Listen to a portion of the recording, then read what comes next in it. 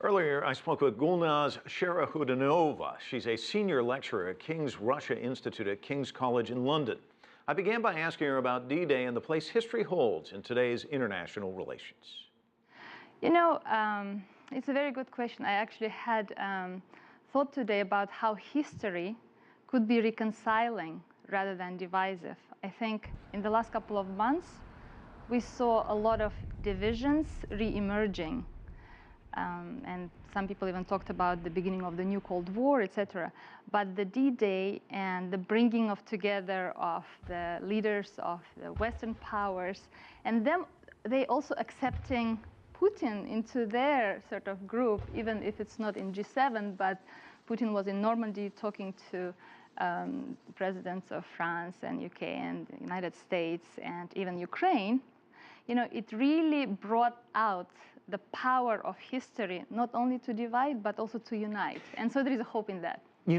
What's interesting is I was back in Moscow in the early 90s when relations were really thawing between the United States and Russia. And I'll never forget, I was covering a lot of different stories, but I was there with an elderly gentleman who had fought in World War II. And he said to me, we fought alongside each other. How did we get to this point where with these huge divisions for so long? Why did that happen? And now when you look at it, fast forward, here we are. The divisions are once again reemerging. And I'm certain if that man's alive today, he's probably asking himself, how did we get here again? Yeah, on the one hand, it's sort of the feature of emotions. There is always some degree of overshooting of emotions. And after the end of the Cold War, there was such overshooting in terms of the triumphalism and all of a sudden, everyone feeling that they're joining one happy world, all together going ahead somewhere, progressing, into the nice future. But the road itself has been much harder.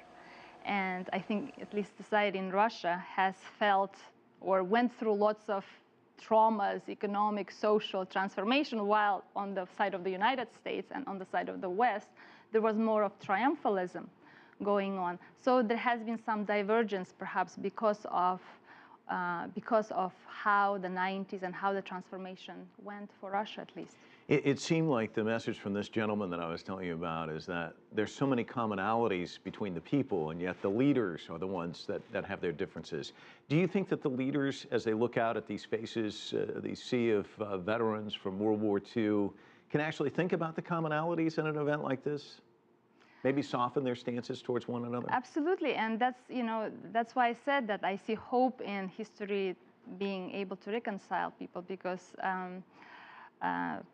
in the meeting of the leaders that we saw, and in Putin's at least, the quote-unquote the bad guy in the last couple of months, at least in the West's perception, accepting and talking to the new president of Ukraine, there seems to be some softening going on, at least on that level. Let me get one final thought before you head out of here.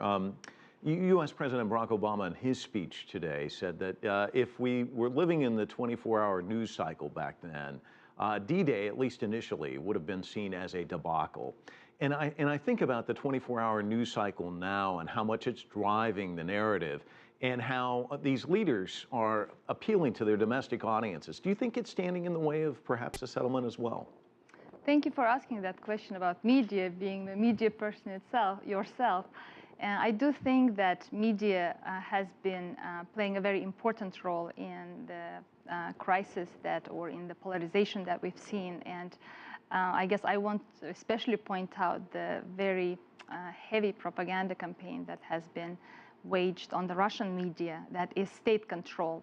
Media is not perfect in the United States or in the Western countries as well. There is sometimes lack of the depth of coverage, sometimes one-sided vision on things. So that's a very good question to consider, and maybe to advise people to sometimes take a distance to think for themselves and read books and maybe think about history. Yeah, take a step back. Gulnaz, thank you so much for your time.